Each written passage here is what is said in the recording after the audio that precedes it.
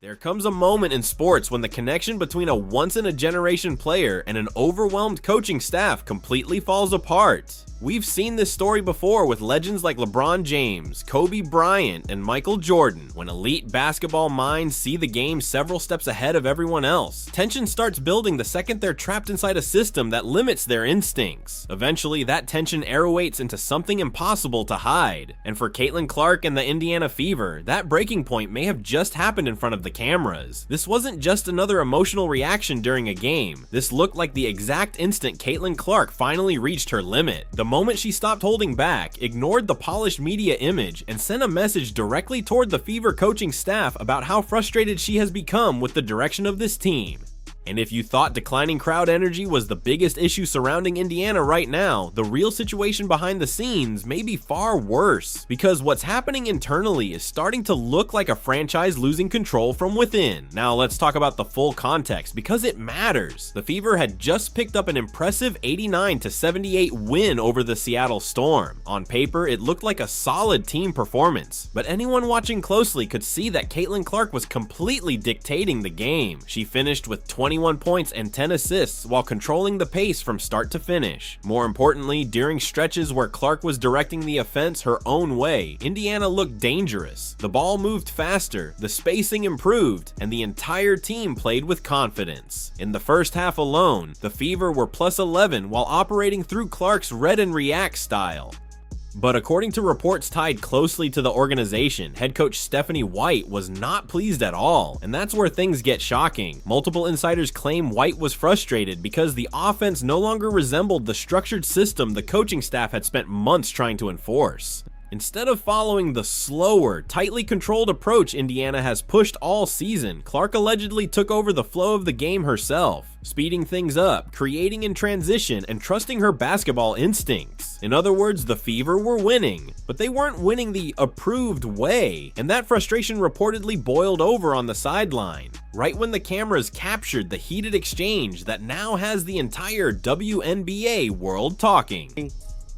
With her coaches, she looks like she's done with their BS and attempt to micromanage everything she does. This coaching staff is not fit to coach a modern style player. Let's watch this. So this is the video. Caitlin Clark is going off, bro. The video is impossible to ignore. Caitlin Clark is clearly seen in the middle of an emotional and extremely intense confrontation with members of the Indiana Fever coaching staff.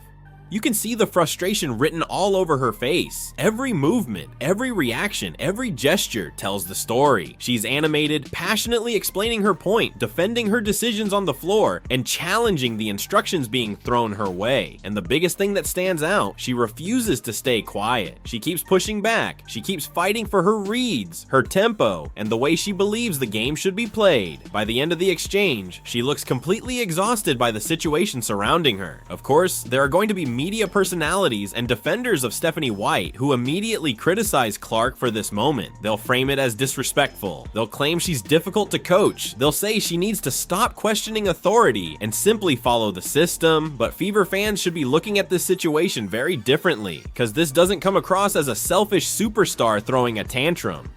This looks like one of the smartest offensive players women's basketball has ever seen reaching her breaking point with a system that feels outdated and restrictive.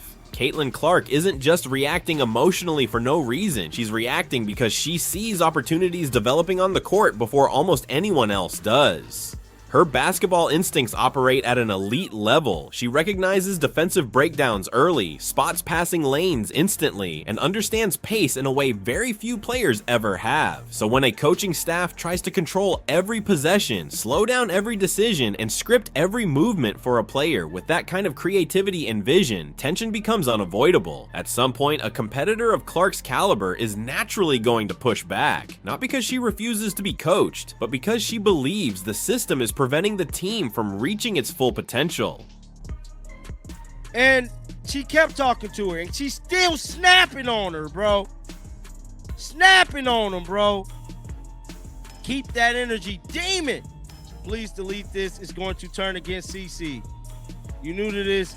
I don't think this should be deleted, bro. I don't. because For weeks now, fans have been documenting what they believe is a growing pattern of dysfunction surrounding Caitlin Clark and the Indiana Fever coaching staff. They watched Stephanie White pull Clark out of games even when she was completely taking over offensively. They watched post-game interviews where Clark delivered historic performances only for the praise to feel cold, limited, or redirected elsewhere. They watched crucial late-game possessions designed for Kelsey Mitchell instead of the player who had been controlling the entire offense. And now with this latest sideline footage, many fans believe they are finally seeing the emotional breaking point created by all of that tension. At this stage, it's clear the frustration is building everywhere. Caitlin Clark looks tired of fighting the same battle every night. The fan base is exhausted watching one of the most dynamic offensive talents in basketball operate inside a system they believe is holding her back.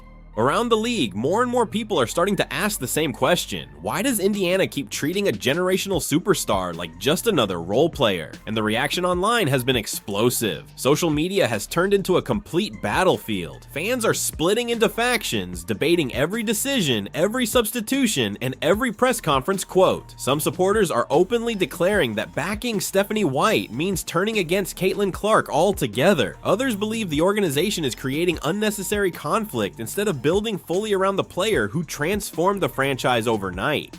What many fans are starting to suspect is that this situation goes deeper than basketball strategy. There's a growing belief that Stephanie White wants the team's identity centered around her own system and coaching philosophy rather than around Clark's unique style of play. Instead of maximizing Clark's creativity, critics argue the coaching staff has tried to force her into a slower, more controlled structure that simply doesn't fit today's fast-paced WNBA, and that's where the frustration becomes impossible to ignore. Because after games, the messaging coming from the coaching staff often feels completely disconnected from what fans are watching on the court. Following this latest win, Stephanie White stepped to the podium once again for the post-game press conference, the same setting where critics previously accused her of downplaying Clark's impact, but this time the atmosphere around the franchise had completely changed. With backlash growing louder, fans voicing their anger online, and reports of thousands of empty seats adding even more pressure, White suddenly appeared far more careful with her words. The tone shifted, the messaging softened, and many fans immediately noticed the difference. League game we've seen from Caitlin probably in the 10 months in her return, only needed a couple threes, only 5 shots, led in every one of those categories. What to you seems like the most back or the furthest along maybe in her time back? I think her burst. I think her burst. I think you can see it not just in taking off with the ball in her hands, but you can see it in the lift in her shot. You can see she looks strong. She looks like loaded in her actions. I think you can tell it by the way she's getting to the free throw line too. So I just think her movement patterns and her burst are back. After the game, a reporter asked Stephanie White about Caitlin Clark's incredibly efficient night on the court, and for the first time in a while, White finally gave Clark some public praise, though many fans felt it sounded more calculated than genuine. She focused heavily on Clark's athletic traits, mentioning her explosiveness, the elevation on her jumper, and the energy in her movement. White even pointed out that Clark looked stronger and more confident physically during her actions on the floor, but many people immediately noticed what was missing from those comments. There was no real discussion about Clark's elite court vision. No recognition of the way she dissected the defense possession after possession. No acknowledgement that Indiana's offense completely changed once Clark started trusting her own instincts and pushing the tempo. The Fever looked far more dangerous when she was reading the floor freely, creating opportunities on the fly, and taking command of the game herself. And that's why so many fans aren't buying the sudden praise. To them, complimenting Clark's physical tools is easy because those are obvious qualities nobody can deny. What's harder is openly admitting that her basketball mind may already be operating at a level beyond the structure the coaching staff wants to impose. Because the second you acknowledge that, you also admit the current system may be limiting the very player capable of elevating the franchise. That's the heart of the tension everyone is now witnessing. Caitlin Clark appears focused on one thing: winning games in the most effective way possible. Meanwhile, critics believe the coaching staff is more focused on maintaining control over the offense and protecting its own philosophy. And when a team becomes more invested in enforcing a rigid system than fully unleashing its superstar talent, frustration starts spreading through the entire organization. What makes this situation even more concerning for fans is the silence from leadership above it all. The Simon family ownership group, team president Kelly Krauskopf, and general manager Amber Cox are watching one of the most valuable and important players in franchise history visibly clash with the people supposed to be guiding her development. And with every new sideline moment, every awkward press conference, and every public debate surrounding the team, the pressure on the organization keeps growing stronger. Having 5 people on a stream. 20 to play. What'd you like about Lexi and that starting group? And kind of to that end, you've changed your rotation up every single game to some extent. What do you feel like you're still trying to learn with this group this year? Well, we're 4 games in with a lot of new pieces, so we're trying to figure out what the best combination of players is for the best net outcome. We know we got people that can score, we got some players that can defend, but we've got to have consistency throughout the course of the game, so we're trying to figure that out. At this point, the explanations coming from the Indiana Fever coaching staff are starting to lose credibility with a large portion of the fan base. When Stephanie White was questioned about the confusing lineup decisions and constant rotation changes, she explained that the team was still early in the season and trying to identify the best combinations with so many new players on the roster. But for many fans, that answer simply doesn't hold up anymore. This is professional basketball, evaluating personnel, understanding chemistry, and building functional rotations is supposed to happen before the regular season begins. Fans are watching real WNBA games turn into live experiments, while Caitlin Clark is visibly trying to push the offense into a rhythm that actually works. Instead of maximizing her strengths, critics believe the team keeps slowing everything down, with lineups and systems that feel completely disconnected from modern offensive basketball. And that's why this sideline confrontation feels so important.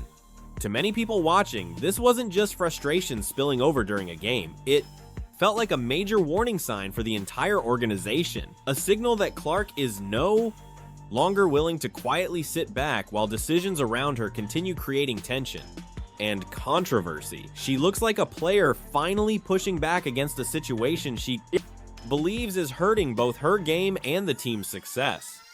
Now the pressure shifts directly to the front office. The Fever organization is facing a massive decision about the future direction of the franchise. Do they continue backing a coaching philosophy that many fans believe is driving away excitement and creating growing backlash? Or do they fully commit to building around the generational superstar who transformed the franchise into one of the biggest stories in basketball? Because right now, the divide inside the fan base is becoming impossible to ignore. The tension feels bigger every single game, and many believe this situation is approaching a breaking point that cannot simply be smoothed over with another press conference.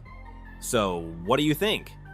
Was Caitlin Clark justified in confronting the coaching staff after everything we've seen unfold so far? Or should she trust Stephanie White's system and fall in line with the team's approach? And how much longer can the organization avoid addressing the growing power struggle everyone is now seeing in public? Drop your thoughts and hottest takes in the comments below. We read all of them. We'll catch you in the next one.